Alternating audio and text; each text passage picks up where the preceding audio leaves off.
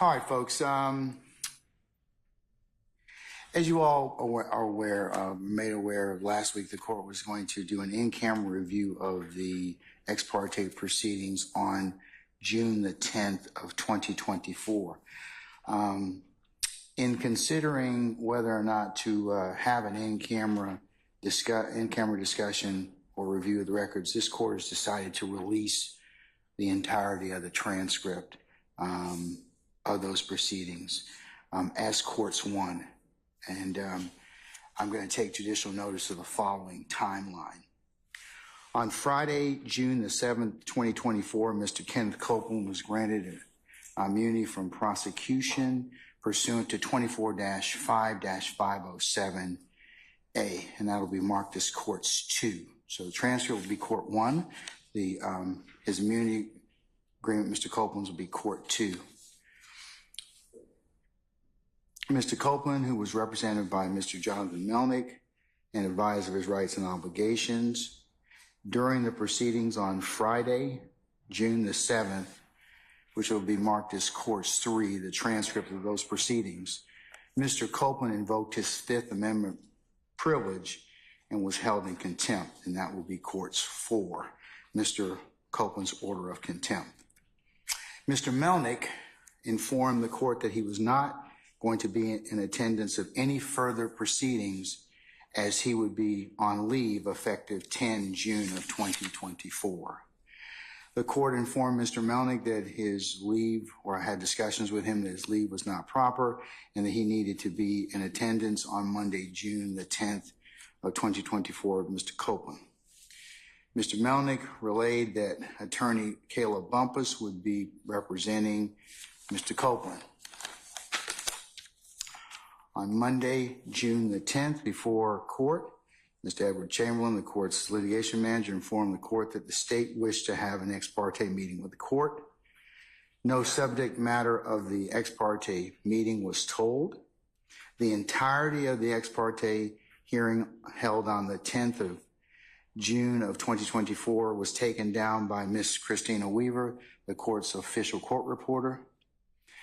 This ex parte hearing was held in chambers starting at 9:10 a.m. Present along with the court were Ms. Caleb Bumpus, attorney or ADA Ms. Adrian Love. Also present were the DA's investigators, Mr. Long and Mr. Hamilton. The ex parte hearing stood in recess from 9:34 to 10:03 a.m. to await Mr. Copeland's arrival. The ex parte hearing resumed with Mr. Copeland present at 10:03 a.m. Also present were attorney Bumpus, Ms. Hilton, the DA's investigators Long and Hamilton, the court and security personnel, deputies Houston, McPherson, Brown, Sergeant Brown, and Sergeant Hall. The ex parte hearing stood in recess to allow Mr. Copeland to have a private conversation with attorney Bumpus from 10:17 a.m. to 11:28 a.m. The ex parte hearing resumed at 11:28 a.m. The ex parte hearing concluded at 11:31 a.m. The court arrived in courtroom 1C at 11:49. The transcript of those proceedings, starting as of 11:49, or when the court presumed that held the proceedings on 10 June in courtroom 1C 2024, that will be marked as courts 5. The proceeding in 1C commenced on the record at 11:52 a.m. A lunch recess was had at 12:51 p.m. The parties returned from lunch, and Mr. Steele informed the court that he had a motion, and that was at 1:46 p.m. In asking then Mr. Steele later that afternoon was held in contempt. However, he was allowed to continue representation of Mr. Williams. The court, in asking Mr. Steele questions of how he received the information that he proffered in open court, was only concerned about the integrity and security of the conversations that were had in chambers, not whether those conversations were the subject of proper ex parte conversations or the sum and substance of what was told to him at that time. Jurors Jurors entered the courtroom to resume Mr. Copeland's testimony at 3:39 p.m. The jurors were excused and exited the courtroom at 5:56 p.m. Mr. Copeland was excused and exited the courtroom at 5:58 p.m. The court asked Mr. Steele again whether he received ex parte information, and that would be at 5:59 p.m. Mr. Steele's counsel, Ms. Ashley Merchant and Mr. Alex Susor entered the courtroom. Mr. Steele was held in criminal contempt. That order of that contempt will be marked as Court 6, and the proceedings concluded at 7:41 p.m. The court further takes judicial notice of the following statements proffered by Attorney Steele, Brian Steele, in open court upon information and belief stated to the court, which are still unknown. There are 6 assertions that Mr. Steele proffered in front of the court. Those are contained within the transcript of Courts 5, the proceedings that are held on the 10th of June of 2024 in Courtroom 1C, which the court's already said will be part of this order. The first assertion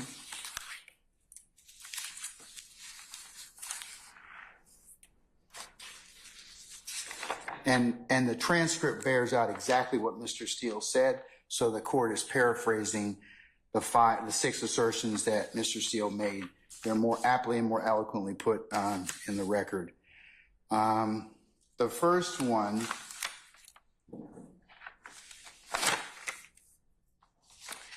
involves his concern that supposedly in chambers, this honorable court reporter, court at times, district attorney or district attorneys before the DA's office, as well as investigators, sheriff, and deputies, Mr. Copeland and his counsel met together.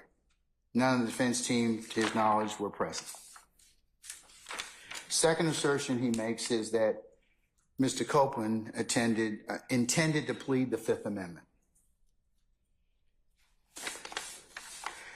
Third assertion is that Mr. Copeland, as a party, was sworn, and Mr. Steele asserted that this particular conversation was, in fact, a critical stage, and that the defendants had the right to be present. The fifth group of assertions involved Mr. Copeland not going to testify.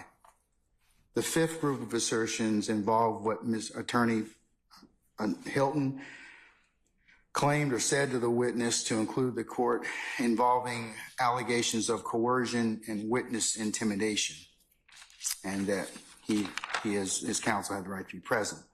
And the sixth assertion that was made in open court was that Mr. Copeland admitted to killing Donovan Thomas.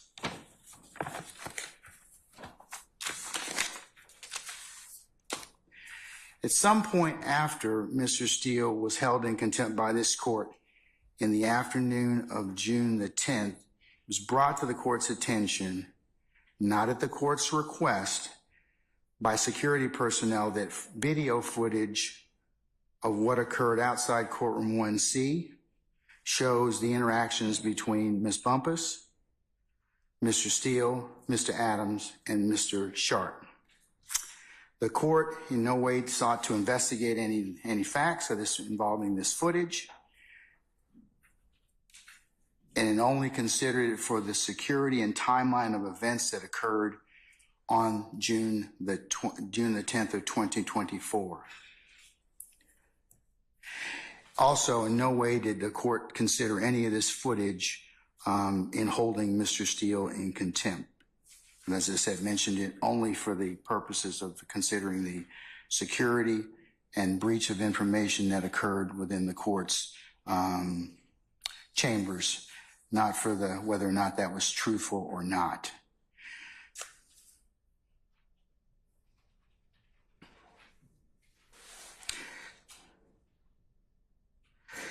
Mr. Steele makes further made three assertions on the 10th of June of 2024. One, he asserted that this was, on behalf of Mr. Williams and similar situated individuals, that this was, the court held an improper ex parte meeting. Secondly, that Mr. Copeland was a sworn witness and this was a critical stage. And no, Mr. Copeland was a sworn witness. And third, that he argued that this was a critical stage and that he and the others needed to be present at that point in time to pursue the Sixth Amendment rights of the defendants in this case. As to Mr. Steele's first assertion of whether or not the court held an improper ex parte meeting or hearing, the court is guided by Judicial Code of Conduct 2.9, which I'll take judicial notice of, which in pertinent part, where circumstances require ex parte communications are authorized for scheduling, administrative purposes, or emergencies that do not deal with the substantive matters or issues, provided that the judge reasonably believes that no party will gain any procedural, substantive, or tactical advantage as a result of the ex parte communication, and the judge makes provisions promptly to notify all parties of the substance of the ex parte communication and gives the parties an opportunity to respond. And in this particular circumstance, the transcript of these proceedings was just prepared and is final by my official court reporter, Ms. Weaver. And all counsel will be, as I said, given an opportunity to, as soon as the court finishes entering this order, it will be e-filed, so everyone will have a chance to take a look at it and use it as they see fit.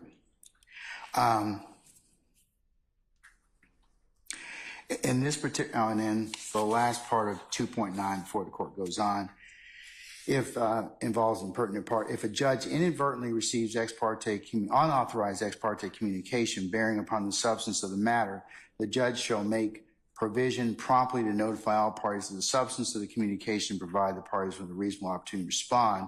And as I mentioned earlier, I'm going to release the entirety of the transcript to you all to use as you see fit and before any other further examination of Mr. Copeland.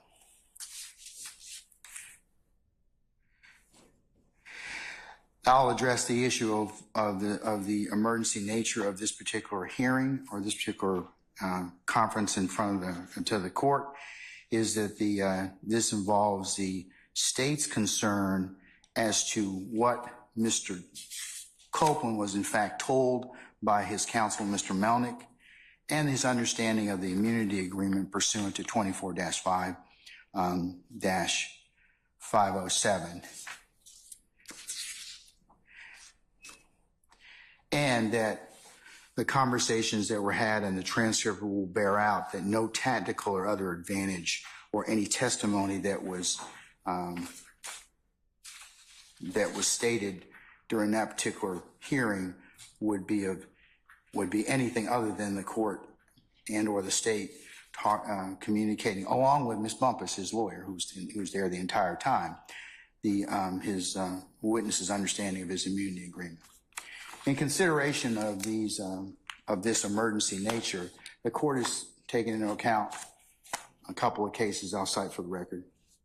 One of them is United States versus Adams, and that's 785 F. 2nd 917, decided in March the 31st of 1986.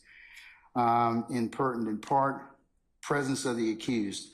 Although an ex parte conference to discuss threats against the witness is proper, district court must ensure that the conference is carefully conducted so no rights of the defendant are threatened.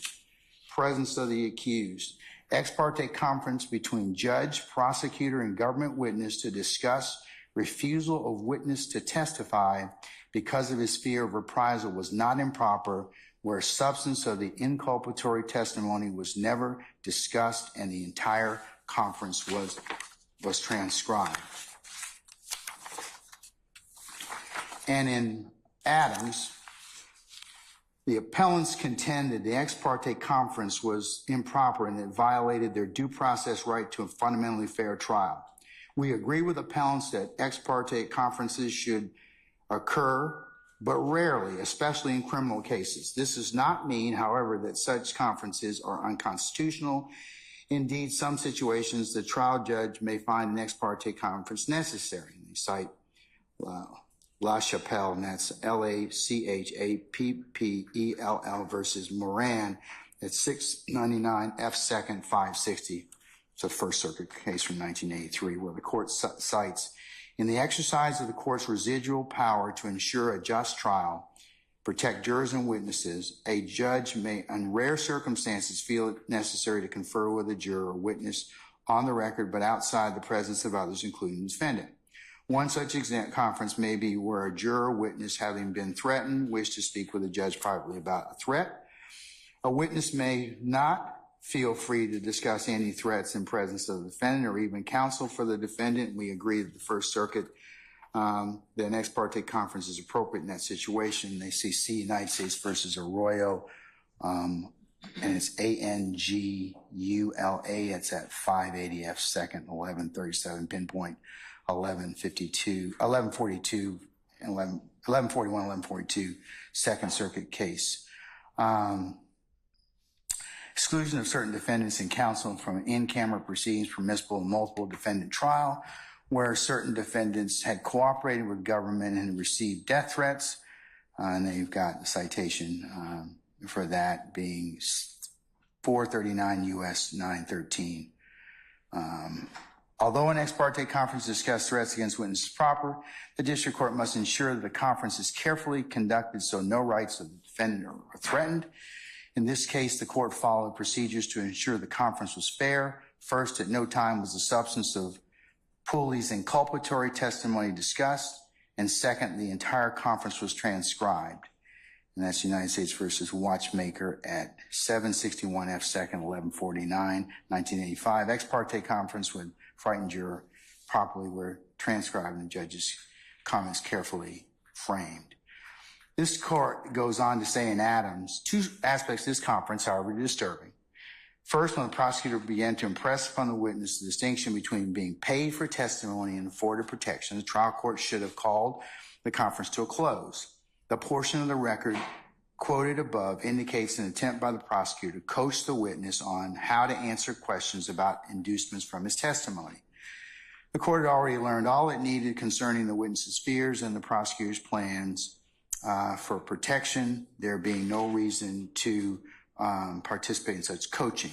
Second problem occurred where Pooley took the stand. Defense counsel inquired about what inducements had been given for Pooley's testimony, and the prosecutor and Pooley both indicated the promise was the prosecutor would seek to enroll Pooley in witness protection program if he were in fear of his life. Neither related to the prosecutor's pledge to seek immediate protection for Pooley should it be necessary. The exchange occurred before the court, and the court should have made sure that the inducements made as in the ex parte conference were completely and precisely disclosed. Similarly, in this matter,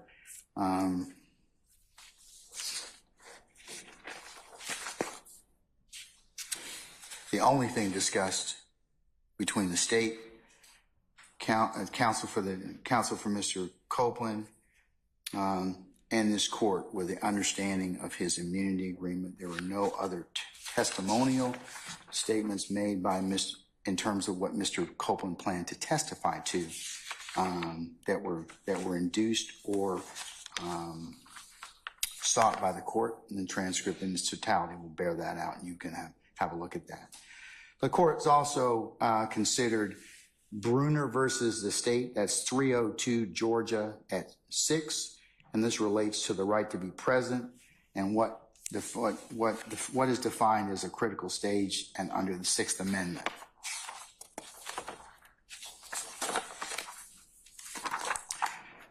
Bruner contends that he was denied the right under the Georgia Constitution to be present at certain critical stages of his trial proceedings. embodied within the constitutional right of the courts to a criminal defendant's right to be present, see, and hear all the proceedings which were had against him on trial before the court.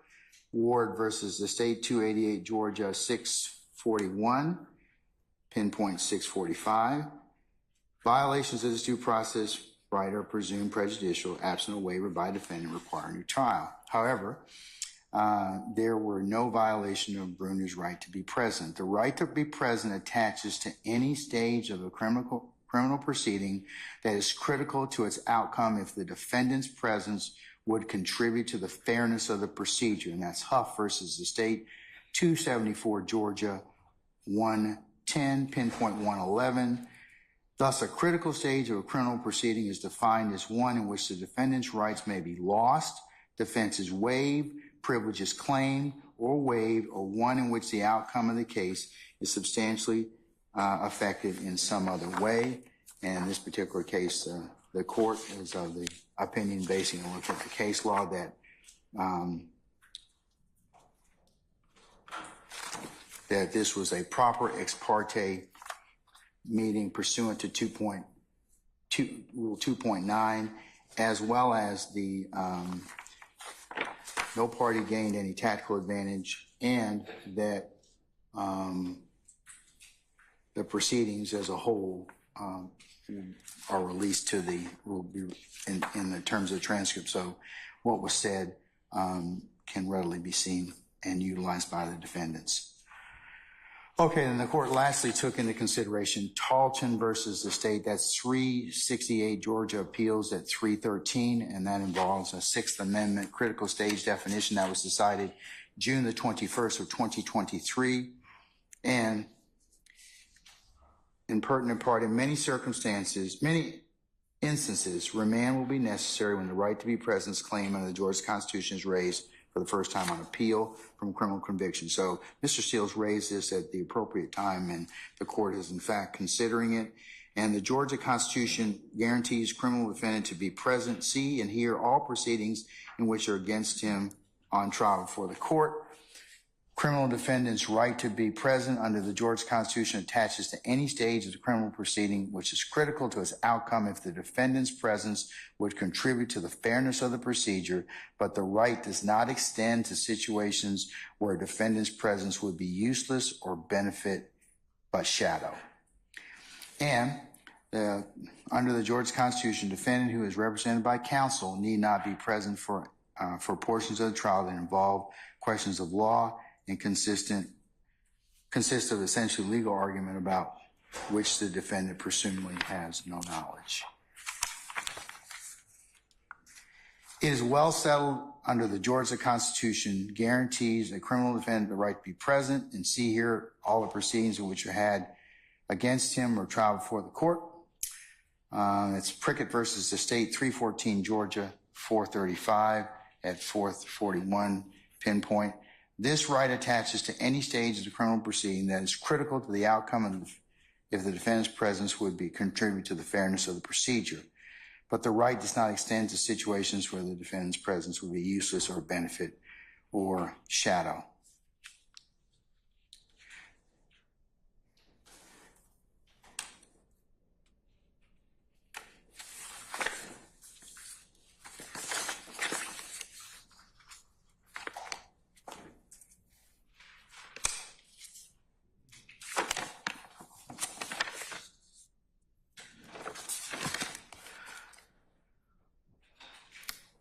The court further takes no position on whether Attorney Bumpus disclosed confidential or attorney-client matters. The court takes no position on whether Attorney Bumpus violated the duty of candor to other counsels involved in this case. These two questions can be resolved by the State Bar of Georgia and our Supreme Court. The court further takes no position on whether Mr. Steele, his use of the June 10th proffered information, as his use on behalf of Mr. Williams falls within our guidelines as set forth in the Georgia Rules of Professional Conduct.